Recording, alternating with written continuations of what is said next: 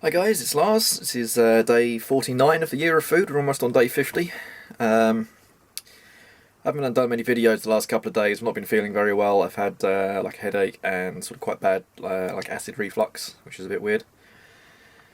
So I've just had some bicarbonate soda and water, just trying to calm my stomach down a little bit. Not really sure what the cause of that is, but I basically slept pretty much all day and all night yesterday, and I'm feeling much better now. So we're going to get back on with some stuff. Remember in the last video, or a few videos ago, I had the pump delivered for the polytunnel. We're going to do that. There's also the refill valve for the sump, the automatic top-up valve. The plumbing on that broke. I was just using plastic, like stretch tape to attach a hose. So we're going to look at a fix of that. Okay, so let's go and see what's on the plan today then. Okay, so we're in the office. You can see we've got the workbench going. So what we're going to do is I need to fix that plumbing. I've got a 15mm press fit. This is a poly plumb part, and I have the pipe inserts. So what I'm going to do is I'm going to jam one of these pipe inserts into the end of the hose, and then press the hose into this, and then that will go onto the copper pipe. That will go onto the copper pipe that's already built into the sump. And actually, as I say that out loud, I just realised that yeah, we've got a copper pipe in the system. That doesn't seem to have made a lot of difference, although that could be a contender for replacement. In fact, if I can find a bit of 15mm plastic pipe, I'll replace that now as well. Then we got the pump. What I'm going to do is stick a plug on the end of that now, and that's going to go in. And I'm trying to find a timer so that I can run that for 1 minute every couple of hours, just to cycle fresh nutrients through the bed. What I'm going to do is I'm going to take the filter out of this, because what I want to happen is for it to pump up all of the fish waste from the bottom of the sump into the grow beds, and then the worms and the bacteria in there can recycle them. So the other thing that we've had going, this is now on a timer, so it's on for 14 hours a day. Starts at 6 and turns off at 10. Is the LED grow lamp. I've actually just taken out 2 of these, you can see here, and planted them out in the polytunnel. Those are the perpetual cabbage, which is like a large cabbage-like plant. That was actually a gift from a Redditor. So we're going to see how they go. I've just put 2 of those in, and I've got 2 more in this bed here, in the propagator. What I might do is fix the other light up, because obviously that's not particularly good coverage.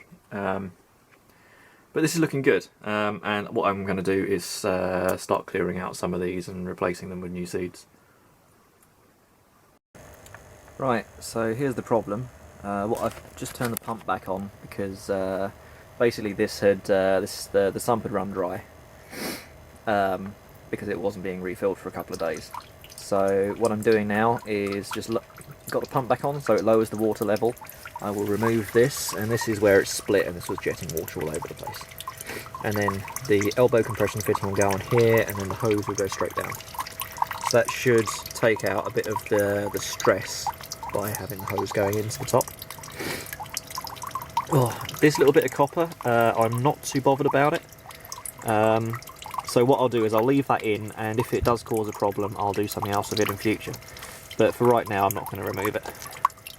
Okay, so I'm just going to clear all the plastic and stuff off of there, and then we'll take another look at it. Okay, so here we go. We've got the push fit fitting and the olive. I've cut the pipe shorter so that it's a straight run down. There was a big loop of stuff here. So I'm going to fit this to the end of the hose and then put the hose on the end of that. Right, so there we go. That's that fitted. So we're going to turn that back on and let the auto top up carry on.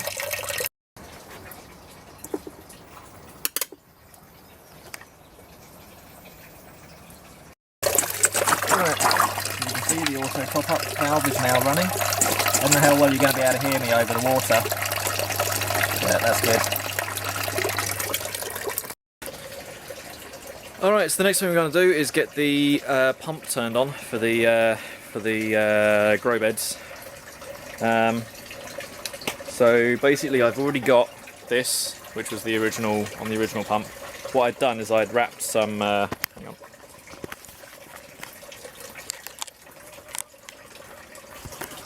So that just needs to go on the top like so. What I had already done. The chickens are all going nuts out there. What I already did have was wrap some tape around the one on the other, as you can see there. So I think the first thing I want to do is see if this bit and that bit are compatible. And if so, we can just use that. Okay, so this isn't really compatible. This bit is injection molded in, as you can see. So what I'm going to have to do is go and get the tape and just wrap some tape around, almost like a rubber bung, so that the thing sits on top. And then what I also need to do is I can't do that one-handed, take the filter paper stuff out of there, otherwise that will just jam up. Okay, so there's my my rubber bung, or whatever you want to call it. That's just like it slips inside without being loose. The intention of this isn't to make it watertight, it's just to hold it in place. So we're going to stick that on the pump and stick the pipe on, and stick the pipe on the other pipe and the other stuff, and then water should be coming out of these. Let's do it. Okay, so we've got a little snorkel on here. I'm going to get that into the sump, connect it up and turn it on and see how it goes. Okay, so pump's on. There's a bit of water coming out, well, a lot of water coming out of this one, not a lot coming out of that one. I think I'm going to put some flow restrictors in to reduce the flow out of everything, because at the moment it's there's like, you know, just like restricting that a little bit. You see I've got my hand over there, gets that okay. So what I need to do is figure out how to restrict the flow on these, but that's fine, it's still going okay. What I've done is I've taken the cable up along the crop bars to the main switch unit here, and at the moment I'm just going to run this on like manually. Eventually it's going to be on here on a timer, and that's emptied the sump already.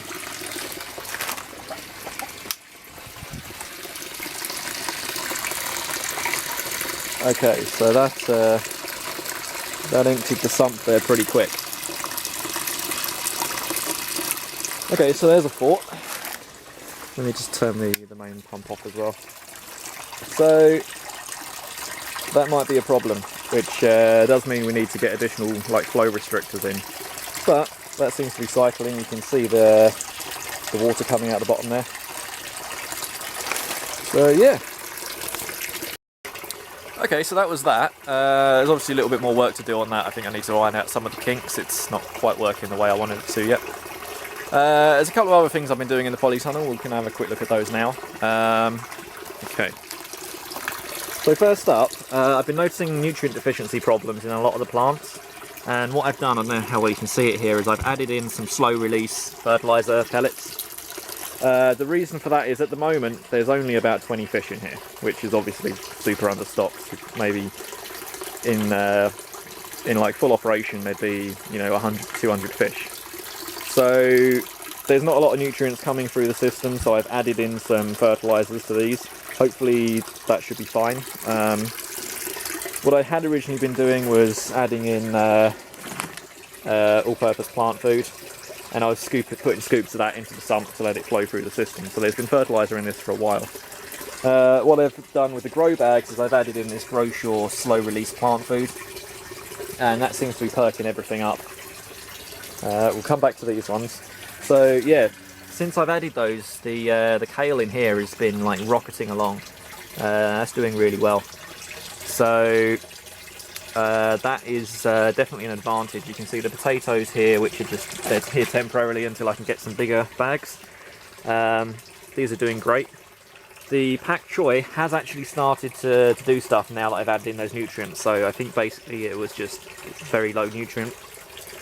The cabbage is now coming along. It's got its actual proper leaves on it now. And then these potatoes here, which have been, except for that one, these two potatoes have been growing very, very slowly. I think this one's died off. which is a shame. I'll probably reuse these bags. The kale, as you can see up here, is doing great. And hopefully that will start sprouting up a lot more now it's got some more fertiliser in it. Strawberries are pretty much dormant, they're not really doing anything. Let's come and have a look at those. So these are the strawberries I transplanted about 3 weeks ago. They seem to be doing okay. I don't know, I still can't like work out the focus on this. Like how to get it to pull the focus to where I want it to be, because it just won't focus on stuff sometimes. Anyway, so those are looking okay, they're not really doing much. And then these two I've put in just this morning out of the grow bags, out of the propagator. These are the perpetual cabbage plants that were gifted from the Redditor. So basically these grow up like really tall.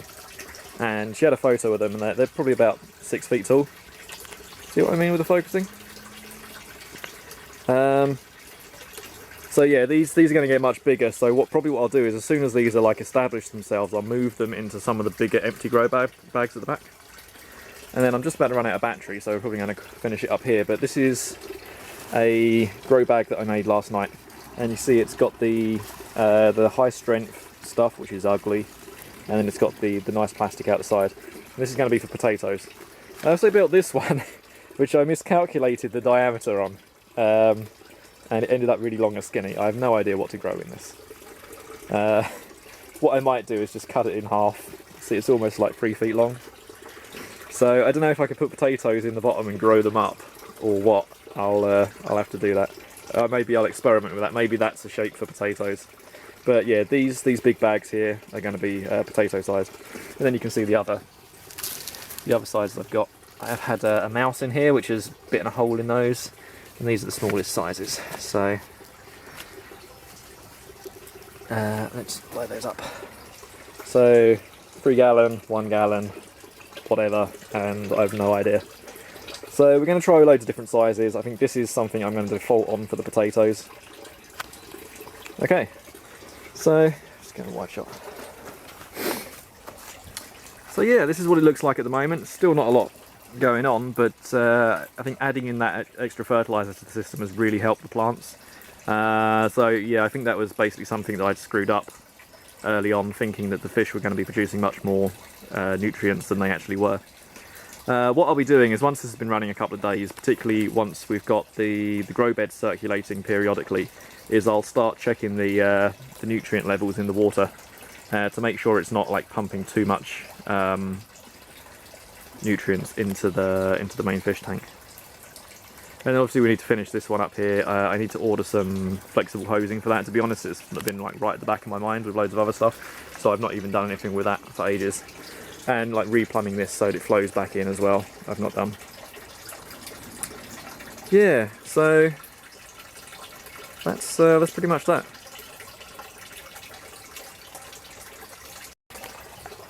Okay guys, my battery warning light is flashing at me, so I'm going to call it a day there. Thanks for watching. This is day 49 of the Year of Food. It's probably day 50 tomorrow. It is day 50 tomorrow. What I'll do is I'll do like a recap of the last 50 days. I know I didn't do a 1 month review, and it's about time to do a 1.5 month review now. So I'll do that. I've got most of the data that I need in my database now with all of the food that I've been eating. So I'll finish doing that off this evening, and then we've basically got something to talk about with the results. So far, the first 20 days of the project is what I have in there at the moment, and then I've been adding from day 30 onwards. I've been doing the records daily. But for the first 20 days of the project, I think the way the results were is I'd eaten much less than I thought I had, so that was really interesting. But what we'll do is we'll go through that data tomorrow, and yeah, and hopefully there'll be some interesting data and some interesting feedback from you guys, because I